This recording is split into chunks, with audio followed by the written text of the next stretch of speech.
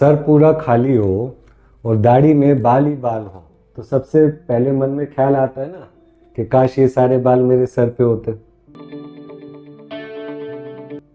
हाय, मैं doctor Arvind Poswal, doctor age clinic, Delhi, India से। और आज हम बात करेंगे कि मैं हर पेशेंट से दाढ़ी की फ़ोटो क्यों मंगाता हूँ और दाढ़ी के बाल की इतनी इम्पोर्टेंस क्यों है अगर हमें अपना सर अच्छे से भरना है बालों से। तो देखिए, पहला स्टेप होता है, जैसे मैं अपना कंसल्टेशन में भी हर पेशेंट से पूछता हूँ कि आप बताइए हेयर ट्रांसप्लांट क्या होता है। अभी मैं आपसे भी पूछता हूँ, पॉज कर लो चाहे वीडियो, मन में सोच लो, फिर मुझे बताना। हेयर ट्रांसप्लांट, हर कोई बोलता है बाल हम यहाँ से लेंगे एक जगह से और दूसरी जगह लगाएंगे, इस चीज़ को हेयर ट्रांसप्लांट कहते हैं। तो मेरा कहना है ये हेयर ट्रांसप्लांट नहीं होता, ये सिर्फ हेयर ट्रांसप्लांट करने का तरीका होता है। अब आप ताजमहल बनाने जा रहे हैं, सिर्फ संगमरमर और सीमेंट से तो नहीं बनेंगे, आपको एक आर्टिस्ट भी चाहिए।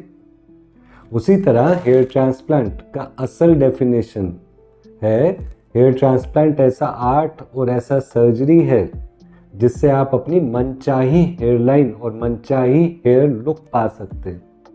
अब इसमें इंपॉर्टेंट पार्ट क्या है, आपका मनचाहा हेयर लाइन। तो वो हेयर लाइन आप जिंदगी भर हर रोज शीशे में देखोगे, वो हेयर लाइन ही है जिससे लोग आपकी पहचान बनाएंगे। तो नेचुरली वो तो आपका पसंद का होना चाहिए। अब पहले ये चीजें नहीं हुआ करती थी क्योंकि पहले डॉक्टर लोग ग्राफ्ट बहुत थोड़े ले पाते थे। टोटल 3000 ग्राफ्ट तो टोटल ले पाते थे।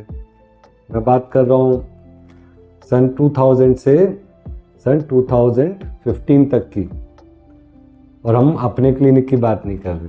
अब क्या हुआ, इस दौरान में ग्राफ्ट पहले लिए जाते थे सिर्फ सर से।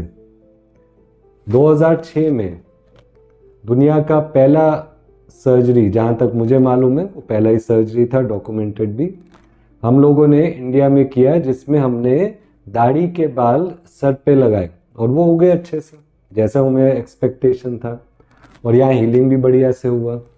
बस तब से आज तक, यानी 2006 से और अभी 2023 है, ऑलमोस्ट हर पेशेंट में हम दाढ़ी के बाल भी सर में लगाते हैं। अब आप बोलोगे कि दाढ़ी के बाल तो मोटे होते हैं, आप दाढ़ी के बाल के ऊपर इतना क्यों बोल रहे हो, सर के बाल से नहीं हो जाएगा क्या पूरा? तो देखो, अगर आपका हेयर लॉस ज़्यादा है, ज़्यादा मतलब लेट्स से इतना हेयर लॉस है, या आपके घर में हर कोई यहाँ तक गंजा होता है इतने तक, तो आप खुद सोचो, आपका डोनर एरिया जो सर का वो तो इतना सही है। अब इतने से एरिया में से ये भी नहीं है कि सारी ग्राफ्ट में ले लूं, तो उस एरिया में से थोड़े से ग्राफ्ट लेके क्या कोई भी इंसान भर सकता है सर? नहीं भर सकता। अब प्रॉब्लम ये होती है कि दाढ़ी के बाल मोटे हैं, लेकिन अगर एक आर्टिस्ट की तरह सोचो आप, और सोचना भी चाहिए, जैसे मैंने बताया कि पूरी आर्ट तो उसी में है ना कि आपको अपनी मनचाही हेयरलाइन मिले। आपके लिए मैं आर्टिस्ट का काम करूंगा तो मैं क्या करूंगा, सही एंगल डायरेक्शन सब रखूंगा इतना कि बिल्कुल नेचुरल लगे, लेकिन मेरे को भी डोनर ग्राफ्ट तो चाहिए। अगर सर का यहाँ से यहाँ तक खाली हुआ है तो मतलब कम से कम 20,000 ग्राफ्ट चले गए। अब 3-4 हज़ार ग्राफ्ट में थोड़ी भर जाएगा, और अगर उससे ज़्यादा मैं यहाँ लेने की कोशिश करूँ एक ही बारी में, तो एरिया, डोनर एरिया डैमेज हो जाएगा। तो इसलिए हमको दाढ़ी के बाल भी लेना है। अब अगर दाढ़ी के बाल लेना है तो एक आर्टिस्ट की तरह सोचेंगे तो ये भी सबसे पहली चीज़ आएगी मन में कि इतना मोटा होता है, थोड़ा वेवी भी होता है, टेक्सचर भी ऐसा होता है, तो हेयर लाइन में तो नहीं लगाएंगे। तो हेयर लाइन में नहीं लगाना, टेम्पल पॉइंट में नहीं लगाना। लेकिन हेयर लाइन से जैसे हम अंदर आते हैं तो सर के बालों के साथ थोड़ा थोड़ा बियर्ड हेयर लगाना चाहिए। जैसे जैसे पीछे हम जाते जाएंगे बियर्ड हेयर का नंबर बढ़ता जाएगा। तो उससे क्या होगा, एक तो बियर्ड हेयर थिक होता है, हल्का वेवी होता है, वॉल्यूम देता है, वो पफ बनता है सर पे, जो चीज़ सिर्फ सर के बालों से नहीं बन पाती। दूसरा और सबसे इंपॉर्टेंट चीज़ ध्यान रखो, ये आपका एक्स्ट्रा हेयर है।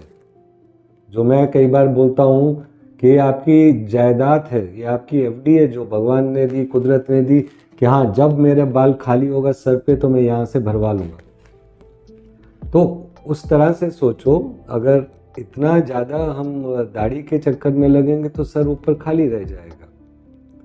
बाल मैं आप ही के यूज़ कर सकता हूँ।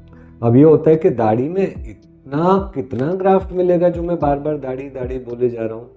तो देखिए सर में से जब हम ग्राफ्ट लेंगे तो सर के सेफ डोनर एरिया में से मुझे 3,500 से 4,000 ग्राफ्ट मैक्सिमम मिलता है एक बारी में।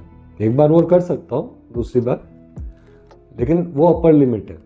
अब उससे बाद हम बियर्ड में आते हैं और आपकी दाढ़ी एक एवरेज दाढ़ी यानी इतनी तक है दाढ़ी, तो मैं आराम से 3,500-4,000 ग्राफ्ट दाढ़ी से भी ले सकता हूँ। तो इससे हमारा हो जाता है 7 से 8,000 ग्राफ्ट। अब ये होता है एक नंबर जिससे इंसान सोचे इस एरिया को बढ़ने का, कि अगर 15,000 ग्राफ्ट गए हैं कुदरत के दिए हुए, यानी 1/3 गंजे हो गए हैं, तो कम से कम उसका 50% तो रिप्लेस करें। ठीक है, एक चीज तो ये हो गया। क्यों, अगर ग्राफ्ट ही नहीं होगा तो क्या हेयरलाइन और क्या आर्ट और क्या चीज। थोड़े से ग्राफ्ट ले लेके दूर दूर करके लगा के आप आर्ट नहीं कर सकते, आर्टिस्टिक हेयरलाइन नहीं बना सकते। ग्राफ्ट तो चाहिए ही चाहिए। अब कई बार मैं ये भी सुनता हूँ लोगों का कि नहीं हम आगे आगे सर के बाल लगाएंगे, जब सर के सारा डोनर खत्म हो जाएगा तब हम दाढ़ी के लगाएंगे। देखिए अगर आप कहो कभी कोई इंसान इस तरह से बोले, थोड़ा सा कॉमन सेंस यूज करना और खुद देखो जो भी आदमी ऐसा बोल रहा है वो आर्टिस्ट तो नहीं हो सकता। क्यों, सर के बाल होते हैं पतले, सिल्की, स्ट्रेट, और दाढ़ी होती है ऐसे ऑफ कोर्स, जैसे आपने देखा सरदारों का भी यूं तरह से। तो ऐसे तो आप वैसे ही शक्ल खराब हो जाएगा। आपका पूरा इमेज है। जब मैंने हेयर ट्रांसप्लांट करना है तो मैं आपके लिए एक नई इमेज बनाने जा रहा हूँ, एक नई लुक बनाने जा रहा हूँ, और उस लुक में हेयरलाइन बहुत इंपॉर्टेंट होता है। तो नई हेयरलाइन बनाऊंगा, आपकी मर्जी की बनाऊंगा। ग्राफ्ट आप खूब सारे दोगे, सर से भी दोगे, दाढ़ी से भी दोगे, यहाँ से भी दोगे, इधर से भी दोगे। तो नेचुरली नेक्स्ट क्वेश्चन आता है कि अगर आप यहाँ से लोगे तो दिखेगा कैसे। तो अभी जैसे ये फोटोग्राफ्स में शेयर कर रहा हूँ, अब इनका 7 दिन पहले यानी आज 8वां दिन है ट्रांसप्लांट में, हमने दाढ़ी के बाल भी निकाला और सर पे लगाया। और जो दाढ़ी में सबसे ऊपर वाला हिस्सा होता है ये वाला, उसका तो हमने सारे ही बाल ले लिया। क्यों, पेशेंट ने बोला इतना ऊपर मुझे बाल चाहिए नहीं। तो एक तरह से बियर्ड का रीडिजाइनिंग भी हो गया। जॉ लाइन से नीचे तो ऑलमोस्ट हमने खाली कर दिया पूरा, बहुत ग्राफ्ट मिलता है तब। और वहीं से ऊपर आते हुए हमने 4-5 में से एक बाल लिया ताकि बेसिक दाढ़ी बची रहे, या फ्यूचर में और चाहिए हो ग्राफ्ट कभी तो वहाँ है। और सबसे ऊपर वाला हमने फिर मैक्सिमम लिया। तो अभी आप खुद ही देखिए देखने में कैसा लगता है। ये 7 दिन बाद यानी 8वें दिन की फोटोग्राफ है। पेशेंट शेव कर चुका है। और ये दूसरे पेशेंट की है, इनका भी हमने दाढ़ी से लिया ग्राफ्ट और इनका भी 8वां दिन है। और यहाँ भी आप क्लियरली देख सकते हैं हीलिंग। तो वो वाला प्रॉब्लम नहीं है। आप चाहो मैं एंडलेस पेशेंट्स ऐसे दिखा सकता हूँ, हमारा फोटो गैलरी भरा हुआ है इन चीज़ों से। तो ग्राफ्ट तो हम ले सकते हैं, और ज़्यादा ग्राफ्ट से ही सर भरेगा अच्छे से। अगर आपके ग्राफ्ट गए हैं तो पहला स्टेप यही होना चाहिए ना, जानना कि मेरा कितना ग्राफ्ट गया है। अगर यहाँ तक गए हैं बाल तो मतलब 15-20 हज़ार ग्राफ्ट तो गए हैं, तो ग्राफ्ट भी ज़्यादा चाहिए, तो दाढ़ी वाला बाल चाहिए। तो अभी समझना यही ज़रूरी है कि दाढ़ी में जो बाल है वो एक आपके लिए बहुत वैल्यूएबल रिसोर्स है जिससे सर भर सकते हो। सिर्फ आपको चाहिए ऐसा डॉक्टर, और ऐसे डॉक्टर बहुत कम हैं, ऐसे क्लिनिक बहुत कम है जो दाढ़ी के बाल निकाल पाए। दुनिया में सिर्फ 10 या 12 होंगे, ये मैं आपको सीधा ओपनली बताता हूँ। अब जब लोग ग्राफ्ट नहीं ले पाते दाढ़ी में ऊपर से, क्योंकि वो टेक्नोलॉजी अलग है, ज़्यादा एडवांस्ड है, उसको FUE मैक्स कहते हैं।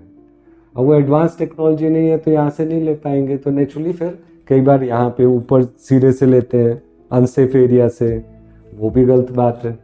तो दाढ़ी का बाल का इम्पोर्टेंस कम मत समझिए। एक पेशेंट से मैं 6,000 ग्राफ्ट आसानी से निकाल पाता हूँ अगर उसकी अच्छी दाढ़ी होती है। और वो मुझे पूरी छूट दे दे कि हाँ दाढ़ी ले लो, मुझे नहीं चाहिए दाढ़ी, मैं शेव करूंगा इसके बाद। एक केस में तो हमने 9,000 ग्राफ्ट तक भी लिया है। जैसे किसी किसी का होता है दाढ़ी पूरा फैला हुआ है यहाँ तक, तो बहुत अच्छा है। सोचो, सर से सिर्फ 3,500-4,000 ग्राफ्ट मिल रहे हैं, यहाँ पे इतना सारा वैल्यूएबल दाढ़ी का बाल बचा हुआ है, उसको आप छोड़ रहे हो, छोड़ना नहीं है। तो अगर आपका भी दाढ़ी है और आप चाहते हो कि इसको भी लगाएं और कंसल्टेशन करना चाहें, तो फोटोग्राफ्स हमेशा दाढ़ी की भी साथ में भेजो, ताकि मैं बता सकूं कि हाँ आपके पास ज़्यादा डोनर कितना अवेलेबल है और उसको आप यूज़ कर पाओ अच्छी तरह से। और ध्यान रखना है, कभी भी डाउट होता है, मेरे पास सिर्फ फोटो ही तो भेजना है आपने, और कोई क्वेश्चन होता है तो वो मेरे से पूछें। शुक्रिया।